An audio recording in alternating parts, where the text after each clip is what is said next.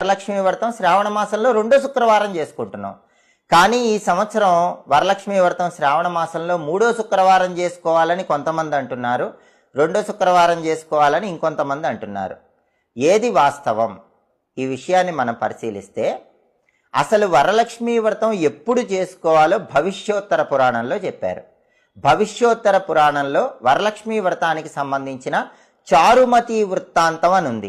ఆ చారుమతి వృత్తాంతంలో ఏం చెప్పారంటే, స్వయంగా వరలక్ష్మి అమ్మవారే చారుమతి అనే భక్తురాలికి కలలో కనిపించి పౌర్ణమికి ముందు వచ్చే శుక్రవారం నా వ్రతం చేసుకో అని చెప్పిందని భవిష్యోత్తర పురాణంలో ప్రామాణికంగా చెప్పారు. కాబట్టి ఎప్పుడైనా వరలక్ష్మి వ్రతం ఎప్పుడు చేసుకోవాలి అంటే అది రెండో శుక్రవారమా మూడో శుక్రవారమా అని కాదు, పౌర్ణమికి ముందు వచ్చే శుక్రవారం చేసుకోవాలి.